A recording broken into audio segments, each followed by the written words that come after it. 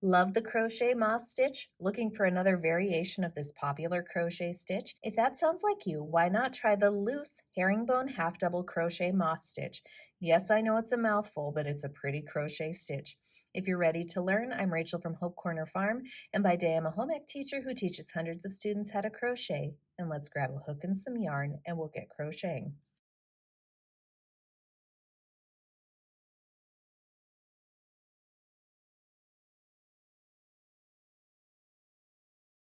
Before we get started, make sure you subscribe to my channel, hit the bell so you get notifications of when I post new videos, and don't forget to give me some feedback on this video. Give me a like or a comment to let me know what I did well or things that I could improve upon. So for the herringbone half double crochet moss stitch, you're going to have to know how to complete a few stitches. You're going to have to know how to chain, how to single crochet, as well as how to herringbone half double crochet stitch. Now I am going to show you how to complete all these stitches, but if you need slower, more detailed tutorials, you could check out the links below that take those stitches a lot more slowly and in more detail.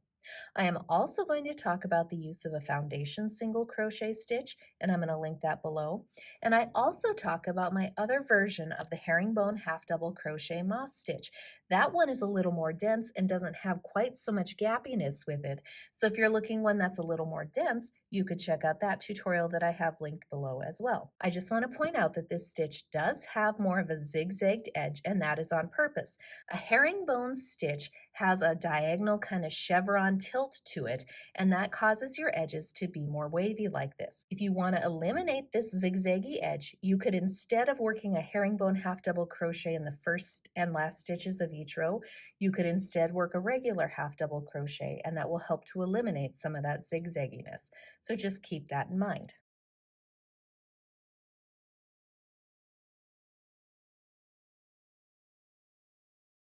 For today's crochet tutorial, I'm going to use a size 4 medium weight yarn in this teal color, as well as a size J 6.0 millimeter crochet hook. Use whatever works best for you.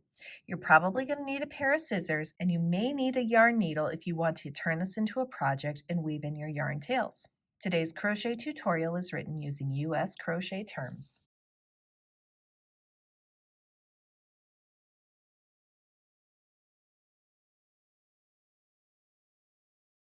To start the loose herringbone half double crochet moss stitch, yes, I know that's a mouthful, you begin by putting a slip knot onto your crochet hook.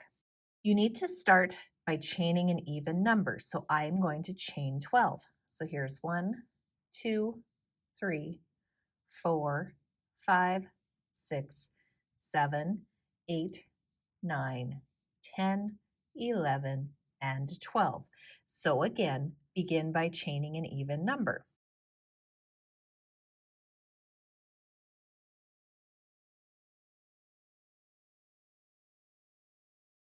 For row 1, after chaining your even number, you're going to begin by working into the second chain from the crochet hook. I personally am going to work into the back bump of the chain, but you can work into the chain however works best for you. There is no right or wrong way to work into the chain for this stitch. Into that second chain from the crochet hook, we're going to place a single crochet stitch. And then we're going to work one single crochet stitch in each of the chains across. So row 1 is all single crochet stitches. Now note, by the end of this row, you will have an odd number because you're going to lose one stitch by working into the second chain from the crochet hook. So you could alternatively start this project with a foundation single crochet stitch, and that would take the place of row 1 and your chain start. Note you would have to foundation single crochet an odd number. And that completes row 1.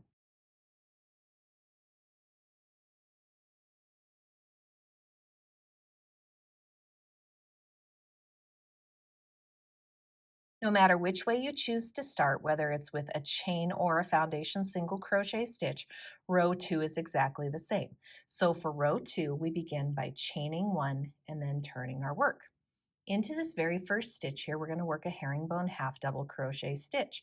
So to do that, we're going to yarn over, we're going to insert into that stitch, we're going to yarn over, pull through the stitch, and continue pulling through that middle loop. Now I've got 2 loops on my crochet hook.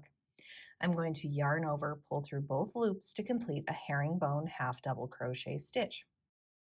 Now we're going to get into the repeat for our row, and the repeat for our row is worked across 2 stitches.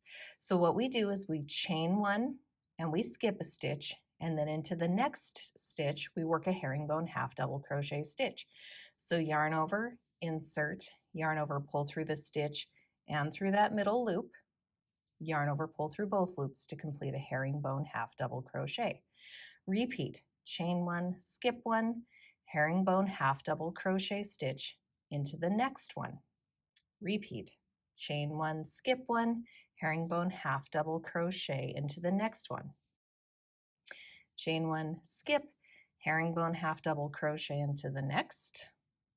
And then we're going to chain 1, skip, and we should end our row with a herringbone half double crochet in that very last stitch of the row. And that completes row 2.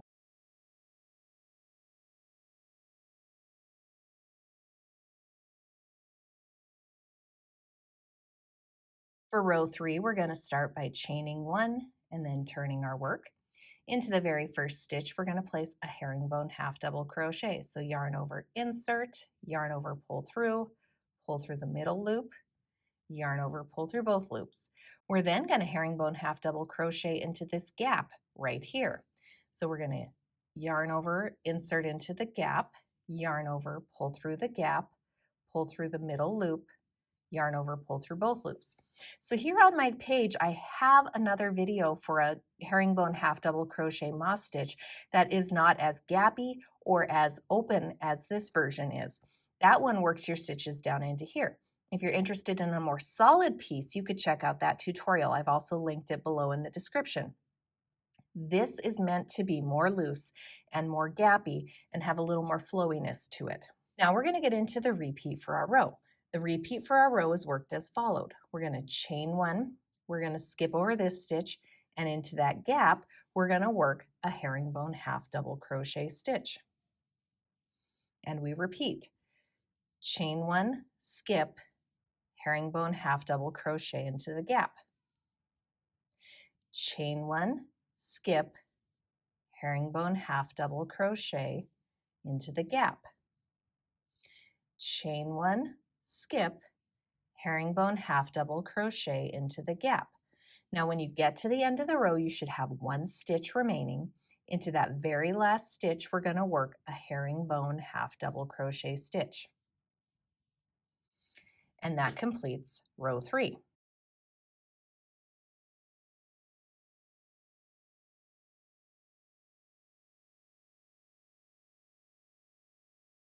For row 4, you begin by chaining 1 and turning your work.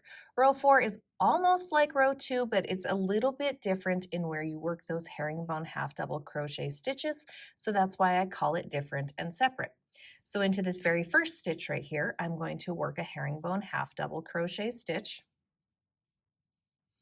and then I'm going to get into my repeat for the row. So I'm going to chain 1, I'm going to skip over this stitch, and then I'm going to herringbone half double crochet into that gap.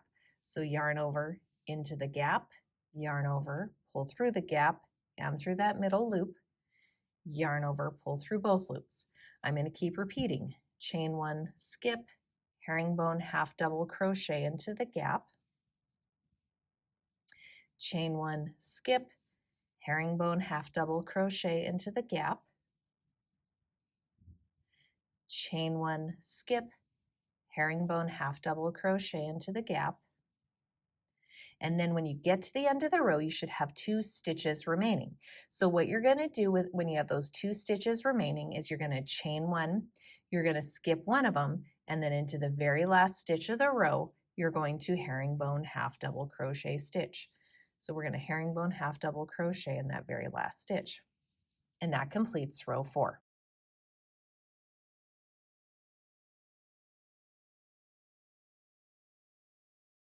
For the remainder of your project using the loose herringbone half double crochet moss stitch, you're simply going to keep alternating row 3 and row 4. So row 3, row 4, row 3, row 4. This is now a 2-row repeat crochet stitch.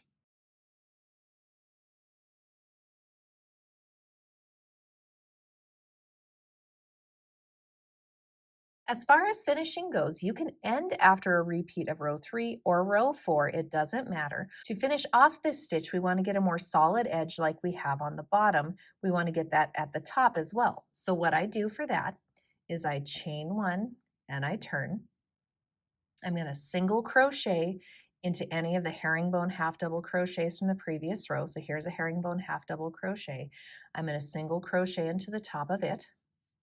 And then I'm going to place a single crochet in the chain 1 gaps. So again, I single crochet in the top of the herringbone half double crochet stitches, and I also single crochet in the chain 1 gaps. So single crochet in the top of the herringbone half double crochet, single crochet in the gap. So I am not chaining 1 and skipping anything for this row. When I do that, notice now I have a more solid edge, just like the bottom edge, and that's going to make my project look more uniform. So again, anytime you have a herringbone half double crochet, you just single crochet into the top of it, and you single crochet into the gap. Single crochet here, single crochet here, and then you single crochet in the very last stitch of the row. And that's how to finish off the herringbone half double crochet moss stitch. This stitch also looks the same on both sides, so keep that in mind when you are choosing this stitch. I hope you guys found this tutorial helpful. Don't forget to subscribe to my channel, hit the bell so you get notifications of when I post new videos.